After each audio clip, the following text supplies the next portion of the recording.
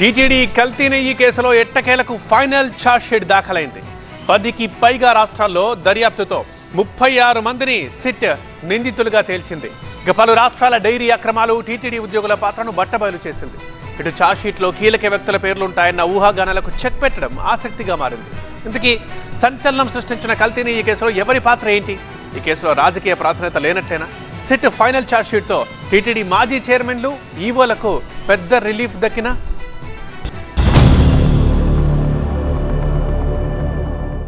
దేశవ్యాప్తంగా సంచలనం రేపిన టీటీడీ కల్తీ నెయ్యి కేసులో సిట్ ఎంక్వైరీ పూర్తయింది.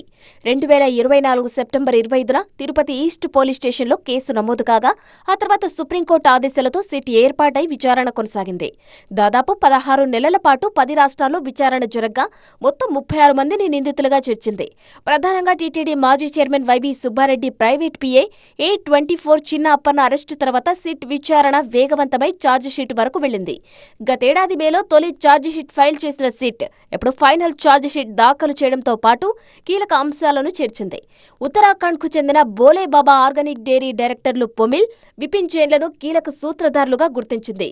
టీటీడీ ప్రొక్యూర్మెంట్ జీఎం A24గా ఉన్న సుబ్రహ్మణ్యం, A24 చిన్న అప్పన్న కూడా కీలకమని సిట్ తేల్చింది. వీరిద్దరి స్టేట్మెంట్స్తోనే కల్తీ నెయ్యి కేసు కొలిక్కి వచ్చినట్లు సిట్ వెల్లడించింది. నిందితుల స్టేట్మెంట్స్ ఆధారంగా ఫైనల్ ఛార్జిషీట్ దాఖలు చేసిన సిట్ అవకతవకలు, లబ్ధి పొందిన వారి వివరాలను స్పష్టంగా పేర్కొంది.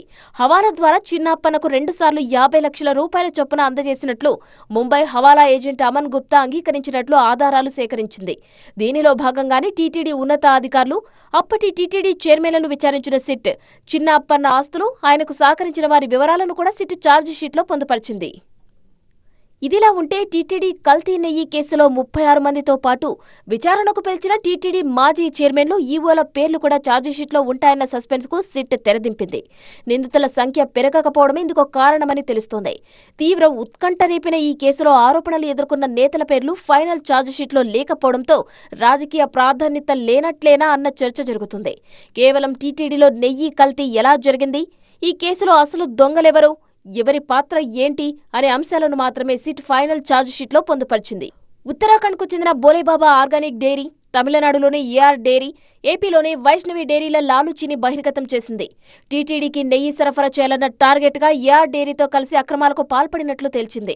నకిలీ సీల్స్, తప్పుడు జీఎస్టీ బిల్లులు, ల్యాబ్ రిపోర్ట్లు, వారంటీ సర్టిఫికెట్లతో టీటీడీకి కల్తీ నెయ్యి సరఫరా అయినట్లు గుర్తించింది. అర్హత, సామర్థ్యం లేని ఏఆర్ డైరీ నుంచి నెయ్యి సరఫరా ప్రయత్నాలను సిట్ గుట్టురట్టు చేసింది. అటు ఆయా డైరీల నిర్వాహకుల బాగోతాన్ని గతంలోనే రిమాండ్ రిపోర్టులో సిట్ బట్టబయలు చేసింది. మొత్తంగా ఇప్పుడు ఫైనల్ ఛార్జిషీట్తో తిరుమల కల్తీ నెయ్యి కేసులో సిట్ ఫుల్ క్లారిటీ ఇచ్చేసింది. రాజకీయ ప్రాధాన్యత లేనట్లేనన్న సంకేతాలతో పొలిటికల్ సస్పెన్స్ కు ఫుల్ స్టాప్ పడింది. ఫలితంగా టీటీడీ మాజీ చైర్మన్లు, ఈవోలకు ఈ కేసు నుంచి ఊరట దక్కినట్లు అవుతుంది.